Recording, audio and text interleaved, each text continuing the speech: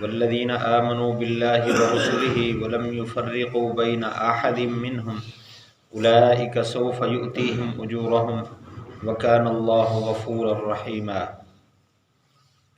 وہ لوگ جو ایمان لائے اللہ پر اور اس کے رسولوں پر اور نہیں تفریق کرتے ان میں سے کسی کے درمیان، یہ لوگ ہیں اللہ تعالیٰ ان کو ان کا اجر عطا فرمائے گا، اور اللہ تعالیٰ بخشنے والا رحم کرنے والا ہے۔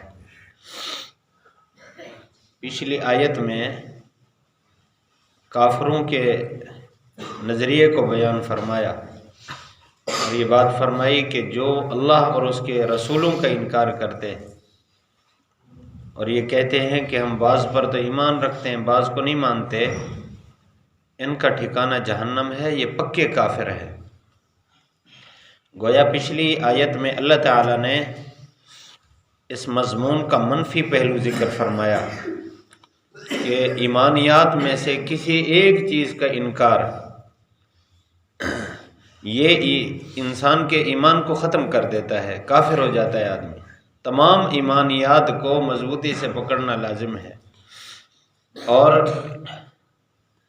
یہاں بارہا یہ بات آ رہی ہے کہ رسولوں کا انکار کیا یا کسی ایک رسول کا انکار کیا، رسولوں کی تعداد یہ اللہ کے علم میں ہے۔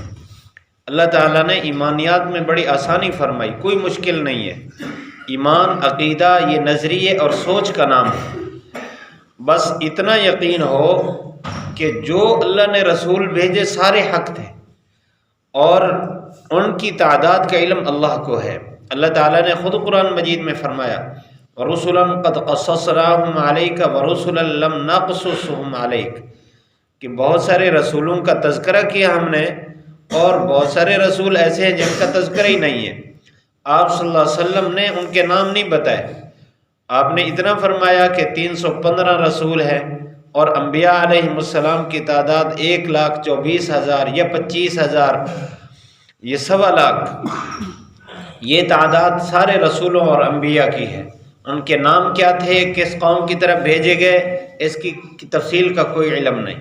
اسی طرح حدیث میں 4 کتابیں قرآن مجید میں جن کی وضاحت ہے، تورات، انجیل، زبور اور قرآن مجید، باقی جو صحیفے ہیں ان کے نام کا کہیں ذکر نہیں ہے، بس اجمالی ہے کہ 100 صحیفے اترے، بعض میں کم و بیش بھی ہے۔ اس لیے اتنا عقیدہ رکھنا کہ اللہ نے جتنے رسول بھیجے سب حق تھے اور جتنے کتابیں بھیجے سب حق تھی، ایمان کے لیے اتنا کافی ہے، یہ اجمالی ایمان ہے۔ تو فرمایا جو اللہ پر ایمان رکھتا ہے اور اس کے رسولوں پر بھی ایمان رکھتا ہے، جتنے رسول بھیجے، خصوصاً آخری نبی صلی اللہ علیہ وسلم، یہ تو ہمارے نبی اور پیغمبر ہیں، ہمارے رسول ہیں، ہمارے ہادی اور راہبر ہیں، تو ان کو تو تفصیل کے ساتھ ان پر ایمان لانا، ان کے ہر بات پر ایمان لانا ضروری ہے، اور کسی کے درمیان فرق نہیں کرتے۔ فرمایا ان کو ان کا اجر دیا جائے گا۔ مطلب یہ ہے کہ ایمان بنیاد ہے، ایمان صحیح ہو اس کے بعد جتنے انسان اعمال کرے گا اس کا اجر ملے گا، اور اگر ایمان نہیں ہے جتنا مرضی عبادت کرتا رہے، ساری زندگی سجدے میں پڑا رہے اور ساری دنیا اس کی ملکیت میں آ جائے اور سب خرچ کر دے اور ساری زندگی روزے میں رہے، ہر سال حج کرتا پھرے اور ساری مخلوق کو کھلائے پلائے رفاہی کام کرے، اللہ تعالیٰ کے ہاں ایک بات بھی قبول نہیں ہے اس کی۔ یہ اجر ملے گا جب ایمان ہوگا، اور ایمان جتنا مضبوط ہوگا اتنا اجر کے اندر وزن ہوگا۔ فرمایا اولئک سوف یؤتیہم اجورہم، اللہ تعالیٰ ان کو ان کا اجر عطا فرمائے گا۔ وکان اللہ غفورا رحیما، اور اللہ تعالیٰ بخشنے والا رحم کرنے والا ہے۔ 2 صفتیں بیان فرمائی۔ یہ بخشش کا تعلق ہوتا ہے قصور سے، مطلب یہ ہے کہ اگر پہلے کفر میں رہا، ایمان نصیب ہو گیا موت سے پہلے، تو یہ کامیاب ہے، اللہ تعالیٰ اس کے پچھلے سارے گناہ معاف فرما دے گا۔ ایمان باقی ہے، ایمان کی حالت میں کیا ہے، اللہ تعالیٰ سے توبہ کر لی گناہوں سے، تو اللہ تعالیٰ اس کی بھی بخشش فرما دے گا۔ ایمان میں کمزوری رہی، اس کی توبہ پر بھی بخشش کا فیصلہ ہے۔ اعمال میں کمزوری رہی، برے اعمال ہوتے رہے، ندامت آ گئی، اللہ تعالیٰ سے سچی توبہ کی، اللہ تعالیٰ پھر بھی بخشنے والا ہے، رحیمہ رحم کرنے والا ہے، یعنی ان کے چھوٹے عمل پر اللہ بڑا اجر عطا کرے گا قیامت کے دن۔ اللہ تعالیٰ ہمیں اس کی قدر نصیب فرمائے۔ حدیث شریف میں ہے قیامت کے قریب ایسے فتنے کھڑے ہوں گے کہ انسان کو پتہ ہی نہیں چلے گا، رات کے اندھیرے کے ٹکڑوں کی طرح فتنے آئیں گے۔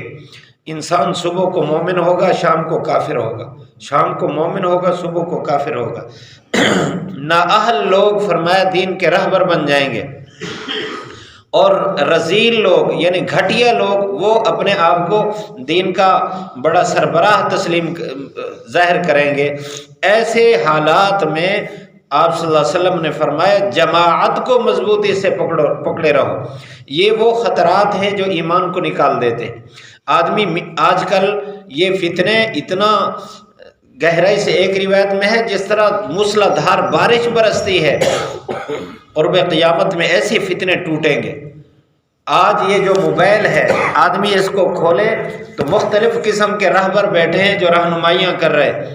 اگر کسی ایسی بات پر یقین کر لیا جو قرآن حدیث کے خلاف ہے تو ایسی صورت میں ایمان تو چلا گیا، اس کے بعد اعمال بھی چلے گئے۔ اس لیے اپنے ایمان کی حفاظت ضروری ہے، اور جس پر یقین ہو صحیح عقائد اور نظریات والے آدمی پر اجمالی ایمان، جو اس کا ایمان ہے وہی ہمارا ہے، اتنا ایمان بھی اللہ تعالیٰ کو قبول ہے۔ اس لیے ایمان کی حفاظت بہت ضروری ہے۔ اللہ ہم سب کو عمل کی توفیق نصیب فرمائے۔ والذین آمنوا باللہ ورسلہ ولم یفرقوا بین احد منہم اولئک سوف یؤتیہم اجورہم وکان اللہ غفورا رحیما۔